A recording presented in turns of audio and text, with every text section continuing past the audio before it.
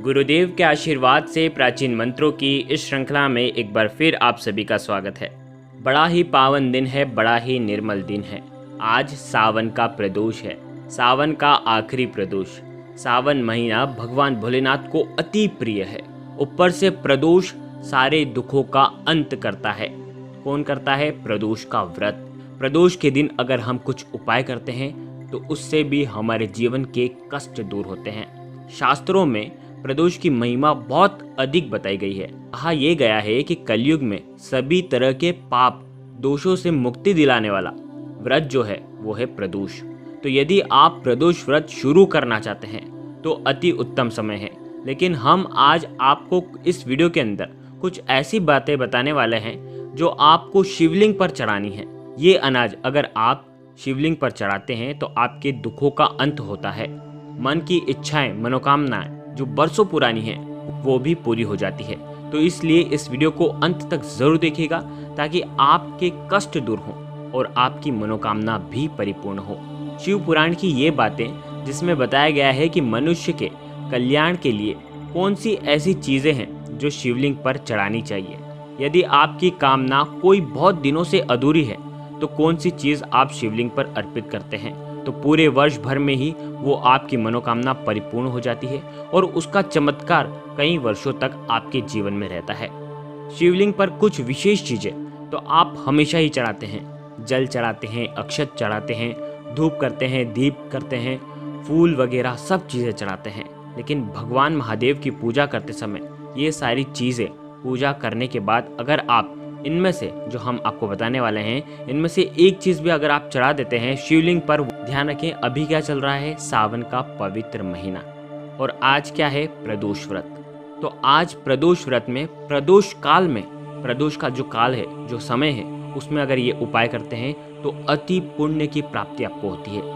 कलयुग में यदि कोई मनुष्य बहुत दिनों से परेशानियों को भोग रहा है, उसके जीवन में कई समस्याएं उत्पन्न होती जा रही हैं, उसको कुछ न कुछ अनाज जो हम आपको बताने वाले हैं इस वीडियो में वो चढ़ाना चाहिए ताकि उसकी फूटी से फूटी तकदीर भी जो है वो बदल जाए और उसका जो भाग्य है वो सौभाग्य में परिवर्तित हो जाए। आपको क्या अर्पित करना है? गेहूं। गेहूं अर्पित करने से क्या होगा?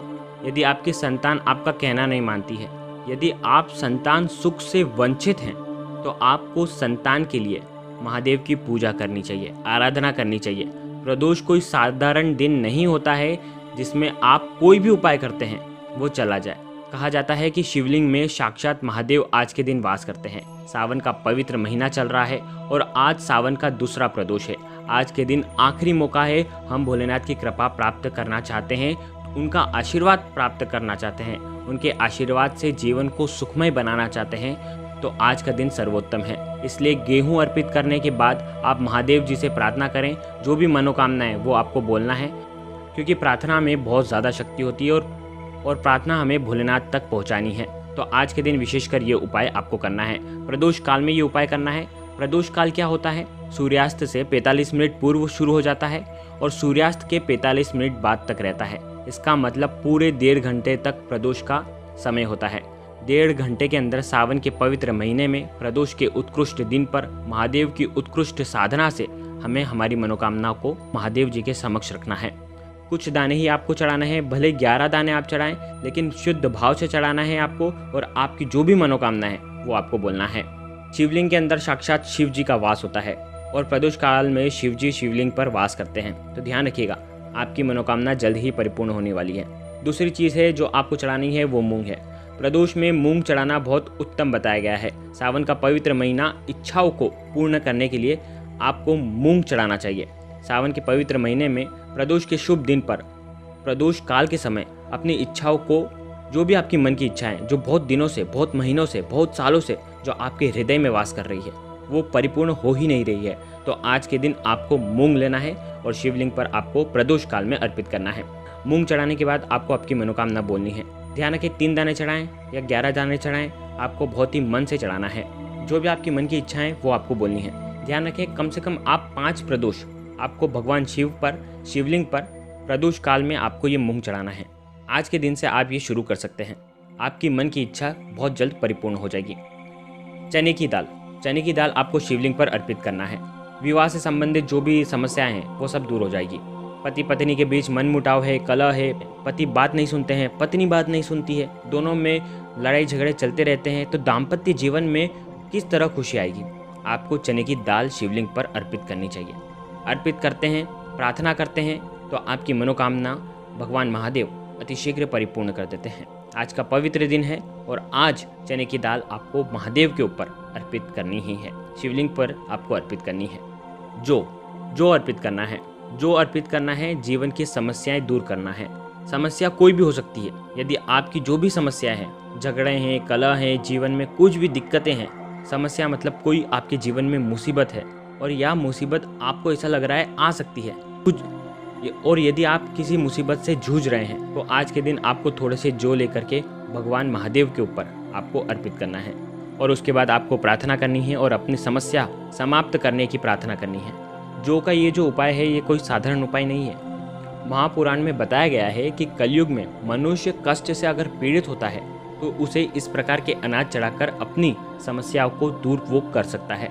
महापुराण कोई साधारण पुराण नहीं है, 18 पुराण में से एक पुराण है। इसमें वर्णित है जो वस्तुएं, ये जो चीज़ हैं, ये आप भगवान के शिवलिंग पर चढ़ाते हैं तो आपके जीवन से कई समस्याएं दूर हो जाती हैं। अब आपको बता दें, काले तिल आपको विशेषकर आज के दिन भगवान को चढ़ाना चाहिए। अगर आपके पास फूल नहीं है, बेलपत्र नहीं है, पूजन सामग्री कुछ नहीं है, तो आपको जल में काले तिल मिलाकर भगवान के शिवलिंग पर आपको अर्पित करना चाहिए।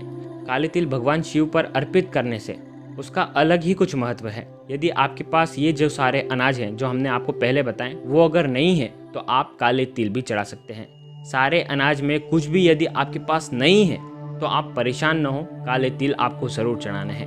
काले तिल चढ़ाने से आपकी इच्छा परिपूर्ण होती है, कष्ट दूर होते हैं, रोगों से मुक्ति मिलती है। काले तिल का अलग ही कुछ फ़ायदा होता है। काले तिल अगर आप भगवान शिव के ऊपर चढ़ाते हैं तो आपकी समस्याओं का अंत होता है। जीवन में बहुत अधिक समस्या है, सुचारू रूप से जो चल रही आ रही है, जो समाप्त होने का नाम ही नहीं ले रही है। आपकी चिंताएं बढ़ी जा रही हैं, आपकी मनोकामना परिपूर्ण नहीं हो रही है, तो आपको आज फूटी से फूटी तकदीर भी अगर आपको बदलनी है, आपके जीवन में पुण्य की अगर आपको प्राप्ति करनी है, तो आज के दिन आपको जल में आपको काले तिल मिलाकर भगवान के शिवलिंग पर आपको ज़रूर चढ़ाना चाहिए। दुर्भाग्य दूर होगा, दुर्भाग्य सौभाग्य में परिवर्तित होगा और आपके जीवन से कई समस्याएं ऐसे ही दूर हो जाएगी। सावन का पवित्र महीना है, प्रदोष का शुभ दिन है। प्रदोष काल के समय अगर आप जो भी चीज़ जो हमने आपको बताई है ये अगर आप चढ़ाते हैं तो आपकी जीवन की सारी समस्याओं का अंत हो जाएगा। बड़े भक्ति भाव से आप चढ़ाइएगा, आखिरी मौका है आपके पास भगवान शिव को प्रसन्न करने का। अगर आप शिव भक्त हैं तो आपको तो विशेषकर ये उपाय करना चाहिए, और अगर आप शिव भक्त नहीं भी हैं तो भगवान शिव की कृपा अगर आप प्राप्त करना चाहते हैं तो आज के दिन विशेषकर ये उपाय करिएगा। ओम नमः शिवाय मंत्र का कम से कम 108 बार आपको जाप करना चाहिए। अगर आप व्रत करते हैं तो भी ये उपाय कर सकते हैं, व्रत नहीं करते हैं तो भी ये उपाय कर सकते हैं। गुरुदेव के आशीर्वाद से प्राचीन मंत्र, यंत्र और उपाय आपको प्रभावना के रूप में दिए जा रहे हैं। आपके अपने इस चैनल को लाइक करें, शेयर करें, सब्सक्राइब करें और बेल आइकन को जरूर प्रेस करें। जय माता रानी, जय गुरुदेव, प्रणाम।